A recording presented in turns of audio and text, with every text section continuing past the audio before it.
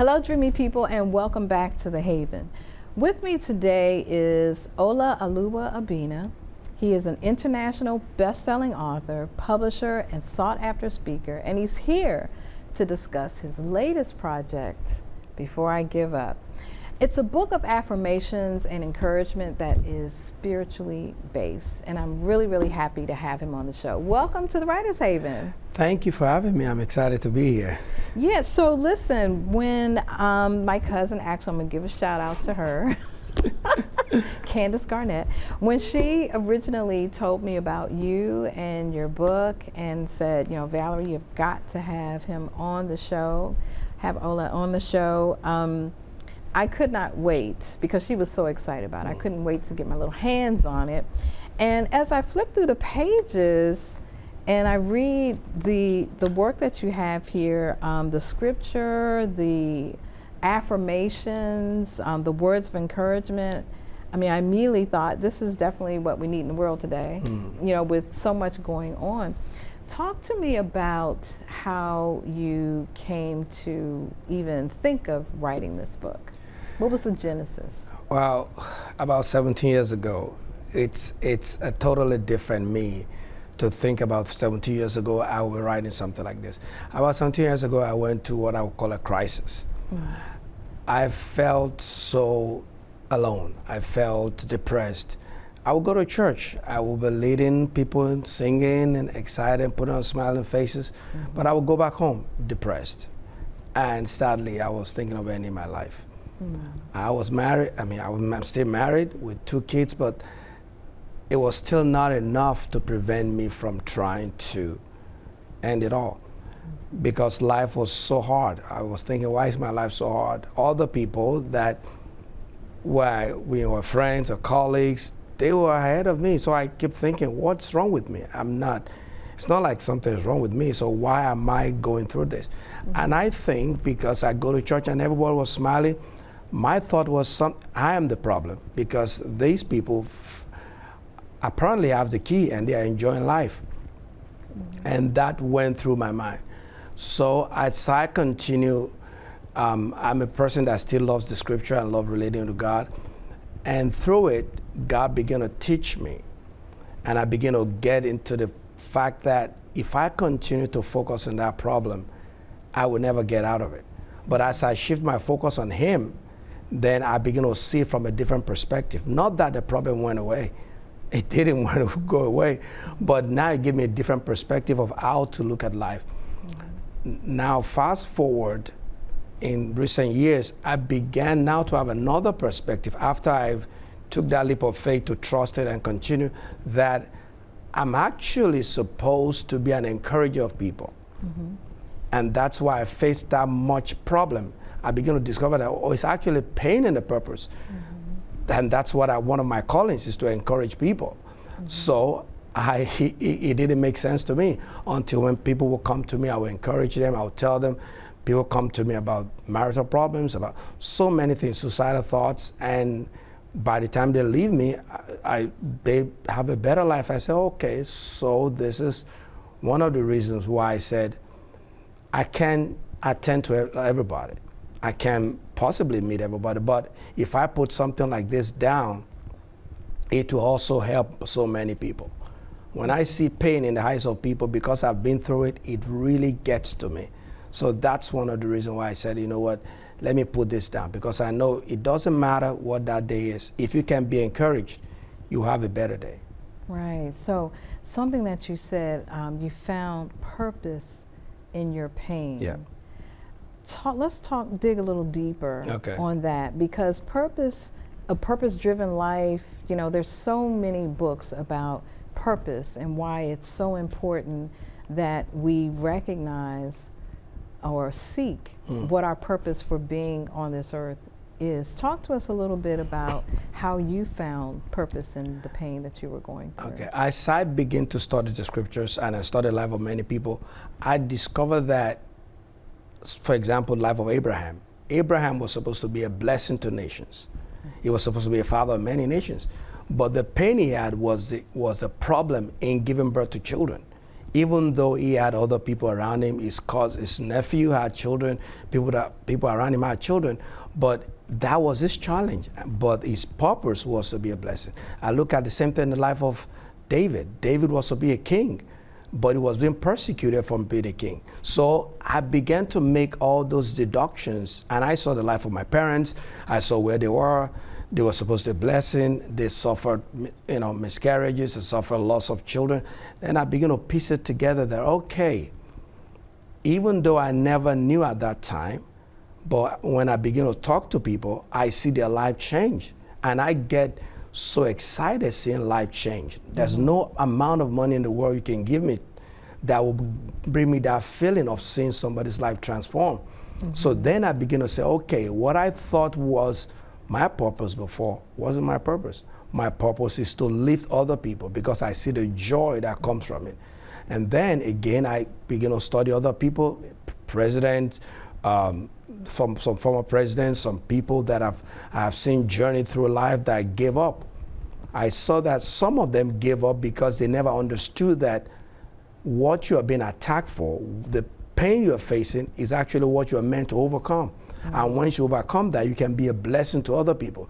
But if you are so absorbed in yourself and thinking about yourself, you're not going to be able to bring that purpose out for which you are sent to this world.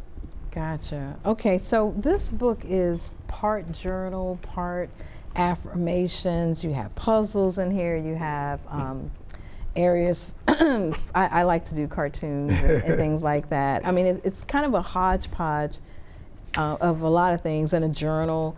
And you dumped all of this into this book. Talk to us about when you started to kind of visualize what this book was going to be, the purpose of the book. And then you started to look at different tools and resources to also put in it. Talk to us about how you went through that process of putting it together. Well, I have to give some credit to my wife and my children because they gave me another perspective of life from their own perspective. When I started, my goal was to write a book, write a journal that can encourage people, but I also want to write something that's not already on the market, not just I'm just mimicking someone.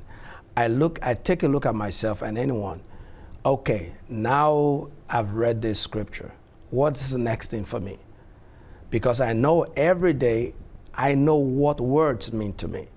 When I hear affirmative words, I know how it uplifts my spirit. So I said, okay, maybe let's put affirmations. And she began to tell me, you want to put this affirmation? Because I know words change me. If I put it in my spirit, it can help me. Then we also look at, okay, you've read this book. There must be something going on internally, even though it must be in your brain. So the way to untangle it, which is what worked for me, is let's journal.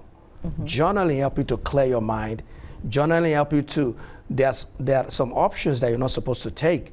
But if you just keep it in your brain, you will take the wrong decision. So I said, okay, let's start journaling. So we'll put out thoughts and just a safe space where no one is there and you begin to journal and can assess what decisions to take. Then I said, okay, apart from that, guided prompts. Sometimes you wake up and you're blank. What are some things that can help you every day? For example, today, one of the people that bought the book wrote me actually today, and I shared with my wife. When people buy the book, one of the emails they will get is from me like, look, you've gotten this book, don't be like one of those people that will get the book and put it on the shelf. Read it so it can be transformed. That's my goal. And for some reason, he wrote back, I'll call him Dan. He wrote back and said, I'll get to it when I get to it. It was upsetting. And I said, look at it, and I thought about it, I said, maybe it's because of my tone of when I said, start getting to the book. So I waited, I didn't do anything. 2 hours later, he wrote back and he said, I'm sorry with the way I wrote. It's just because I've lost some friends because of my PTSD. I've had so many challenges in life. And even though I'm a Christian, I don't think I'm there yet. I'm not in a good place when I read your email. And so I just affirmated on you. That's what he said. So, but then I said that's it. But then he said, oh, and I've started reading the book and I'm enjoying it. actually, this is a good book. And for the first time in my life, I'm coloring for the first time in years. So I said, okay. Then we wrote back and said, well, thank you for trying the book, sent some encouraging words. And he wrote back and said, you know what? You just encourage an old dude. You've made my day. I don't know what to say to these kind words.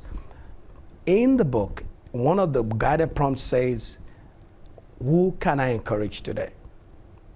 And I feel good because I was able to encourage somebody today. So I put those things that not just something to download or something to just go through, but something that walks through you, that every day you see some practical aspect of it.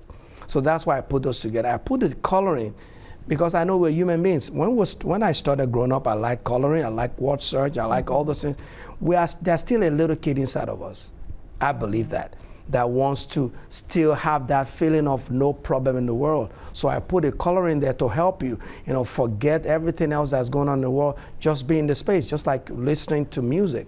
The coloring has some pattern and has some effect on your brain. So that's why I begin to put that together again. Let me give credit to my wife because she said, baby, coloring is good, it's healthy. And I said, no, baby, coloring is for kids. But she said, no, it's actually helpful. Yeah, so there are adult coloring books now. That's what she said, there are adult coloring books. So I began to make some research. I said, it's actually therapeutic. And if I'm going to interact with people and I want them to see this as a complete package that you transition from, as you're reading, you transition from one thing to another. And by the end of the day, you'll feel like, oh, my burden is lifted. So that was my goal as I begin to reiterate and say, okay, let's do this, let's try this, and let's live in the place. Now, you didn't start writing, or did you start writing this book in a place of brokenness? You talked about the pain that you had. Did this book, was it birthed as part of that growth, that transformation, or did it come after? It come after. I tried to write based on my scar, not on the wound. Based on my scar because I've been through it. This is what worked for me. In fact, what happened 17 years ago, so it took some time for me to also understand what is going on, the growth I'm going through, because I can't just run out and begin to tell people. I've not gone through it full circle. I've not made a clean break where I can actually say this works. So I'm writing from scars, ministering to people who are wounded, who are still wounded, who still have something in their past that is holding them back. So it is from that I began to, write. So it wasn't in the middle of pain. But the other part is also because I saw some pain that really affected me. I saw some people, for example, not too long ago, I saw a woman, single mother with a child. I think I wrote about it in the book. A very brilliant boy, and I knew him. He's a teenager, goes here to the University of Maryland, the best scholarship, has everything. And one day he just went and took his life. It really broke me because I had to speak at his funeral, I had to speak at his candlelight vigil, and I was thinking, no, this cannot be. There is a better way. And that's another reason why I kind of said, well, it's not about me at this time. I need to contribute to the world. I need to make people know things can get better. It doesn't have to end that way. Okay, so outside of the book, and I know that you've done some motivational speaking as well, are there other tracks that you're taking to really, really get the word out about how important it is to take up some of the things that you write about in this book as a point of encouragement? Oh yes, I do speak in church. I'm just preaching. In fact, but you're not in a vocation where that is, part of what you do. You're not a minister, or are you? I'm a minister. Okay. But I'm not a pastor. Okay. So that's different things. Okay. I'm not a full-time minister, but I'm a speaker. Be invited. For example, I just came back from overseas where I spoke to about 100,000 people, and again, it's on the subject of peace, how to have mental peace, how to have internal peace, and how to keep it going, because again, everywhere in the world, there's no exception. People are going through a lot. Now, are you part of an organization that does that, or you're just strictly? Oh, I'm part of an organization. Okay. So both inside and outside the organization, I get invited. And this time around, this like the largest event, and they just invited. I never knew about it, and they invited me to come and speak about it. Mm-hmm. And in the past, I've been turning down invitations because I also want to take time to understand myself and how I want to, I want to go about my roadmap. I just don't want to be caught up, that what you think you're being healed from now becomes a problem. I don't want my blessing to become a mental pressure on me. So when I started taking the invitations little by little, I was invited and I started speaking more because again, when you see someone that you have a commonality of pain, it touches me, and that's what propels me all the time. Okay, and where are you from? Originally, I'm from Nigeria, but I've spent more time here in the United States. I've been here. I'll be here 30 years. Okay. So, yeah. So let's talk about the process for putting the book together, and I want to, just so that our viewers, I'm trying to do this without having my glasses on, so that our viewers can have some idea. So each chapter, well, it's actually broken up by days. Yes. And it's 40 days. 40 days. Why 40 days? Is it a biblical reason for the 40 days? Yeah, 40 days, I see that 40 days is sort of transformation. If you look at the life of, I believe when Jesus wanted to start his ministry, went on 40 days fast, and I believe in building incrementally. I so much believe that if I want to do something, I cannot just do it. I'm going to fail. But if I give myself time, I know they said 21 days you form an habit. So I said, well, 21 days plus more days will help us to have get our journey towards a new mindset. That's why I put it at 40 days. Okay. So it's broken out by days. It starts off with scriptures. It then goes into Devotional. The devotional, the affirmations, and then areas for them to do their journal. Yeah. There's the puzzles. Not all of them have the coloring book sections. Yes, I alternate between puzzles and coloring. Yeah. Okay. And that pretty much makes up the day. How did you determine what your themes would be for each day? Well, I look at some of the questions that I've gotten from people. Some of the, in fact, everything was an hodgepodge before, all over the place where you write it. You don't know which day will be what. But I begin to think about what are some of the things that are very important to people. Love is universal. And everyone wants to be loved and want to love someone. So I started from that perspective of let's get the emotional side, in first. Because any action, it doesn't matter what we think. We make a decision based on emotion. We justify with logic, but we make it based on emotion. So I believe that if we get that emotion part right, then the rest of the thing that we're going to go through will be easier to get through. Because we're a tripartite being. We have a soul, we have an emotion that responds to something. So I don't want to start bringing logic without actually first getting your emotion in place. So when you're actually going through your process in writing for each day, did you start with, day 4, the theme is going to be? No, I just write. Okay. I just write based on the questions I've gotten from people and based on my response. I know marriage is important. I know love is important.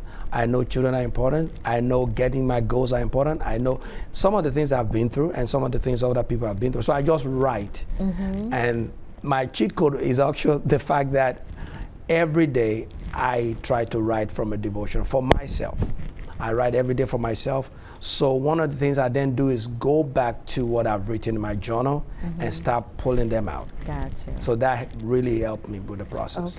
Okay, good. And is there anything else that you do that's part of your process? Are you listening to music? Are you writing in a certain area in your house or outside of your house? Are there other prompts, if you will, that kind of helps you in your writing? I always have a phone with me all the time, and I have this Evernote. So when an idea comes, I may pull over, I'll just write. if I'm in the airport, I'll write. If I'm traveling, especially when I travel, I use most of my time to think and write. Most 12 hours, 13 hours, I just write. When everybody's asleep, I write. In the past, I used to music, but now, because of how I've learned about how the brain works, when I'm writing, I don't want music, nothing. I just want to zone in on what I want to do, because I don't want my brain to work too hard. I just want to zone in, write, and when I get ideas, I begin to write. So everywhere I write. Once the inspiration comes, I write it, I put it down at that time. Even though I may not write it full, but something that will prompt me, okay, this is, because I don't want to like be blanked out and just sit down and try to force it. So anytime I get inspiration, I just pull aside and write in my phone. Got it. Yeah. Okay, so that's your process. Yeah. Are there any thought leaders or other writers that their work kind of resonates with you? Yeah, so many. I read wide. Everything I can read. I've Miles Monroe is someone I love his work. T.D. Jakes, I listen to because of his power was deliver words. Rick Warren, my dad is so many. I can't begin to mention. I have a lot of audiobooks that I listen to, and I just when I hear someone and I hear the delivery, I see some people are so gifted with words. When you hear the words, it's just like you shouldn't leave. I'm like, okay, let me begin to listen more to this. So I listen to many people. From people who have the science-based. This man, I think he wrote. I think Quick is the last name. Wrote something about how no limits about the brain, how the brain works. I listen to him as well, and I try to listen to a lot of people so that I can now use that to form how that relates to my life, and then write out of that. Gotcha. All right, so let's talk about the business of writing. Yes. So you went through the steps, you looked at your notes, you listened to your audio tapings of yourself with ideas you came up with. You wrote the book, you organized it the way you wanted it. It's ready, it's a manuscript. Where do you go from there? Where did you go from there? From there, I went to, what I do is editing.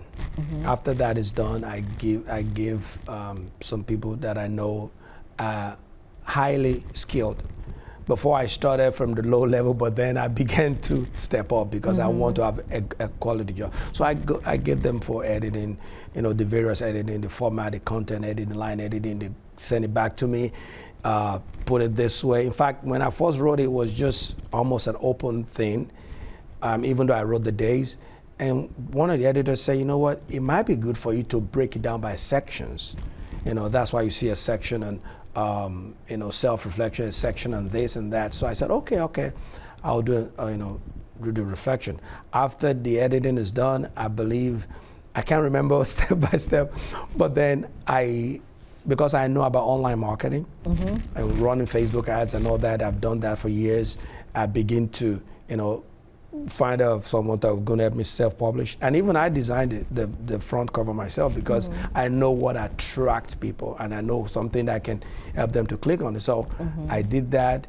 Then after we put everything together, send it to the one of the self-publish publishers, and they wanted to actually publish it for me. I said, no, I want to publish it. You just do the printing. So you had your own publishing company established? Yes. Okay. I just wanted to print it for me. I'll do the publishing. The first one, I want them to publish it, but as I begin to learn, I want to take more control over my content. I want to take more control about what I do so that my vision of the book will not be diluted by anything. And I also wanted to run it as a business. What I mean as a business, there's a part of writing, but the other side of the fact that this is something also that if you want it to endure, you have to know how to market it. You have to know how to get it out to people. So get it to people, got the copy, got it printed, then we began the work of word of mouth, let people know then before we go to the hard launch and selling it online. Okay. And how successful has it been so far? Oh, it's been so much. We are still talking about it on the way here, that we're going to, we're going to open it up, because before I didn't have it on my Amazon, and it's for a purpose, because I want to be able to interact more with my readers, my audience. But now we say, okay, let's open it more to some other places, so that people will have more opportunity to read it. Yeah, it's been selling out. I mean, we had to like stop the ad. Even after stopping the ads, people are just still buying it. So. Okay. Well, thank you for your time. I really, really enjoyed talking about Before I Give Up. There we go. Before I Give Up. And where can people find it? BeforeIGiveUp.com. BeforeIGiveUp.com. BeforeIGiveUp.com. Yes. Okay, they can go there. They'll get an autographed copy from you if Yes. they buy it from there. Yes. Okay, wonderful. Well, thank you again for joining us in Dreamcatchers. I hope you enjoyed my chat with Ola Abina. As always, you can find us socially on Instagram, Facebook, and TikTok at Writers Haven Show or at Author v. Helena. Tune in, subscribe to our channels on YouTube, iTunes, iHeartRadio, Spreaker, Sonos, Alexa, SoundCloud, Spotify, Audible, Amazon Music. Basically, wherever you get your streaming fix, you can go there and you can find us. And you can also visit our website at writershavenshow.com for details on our broadcast channels. Thanks for joining us, and until next time, catch fire on purpose.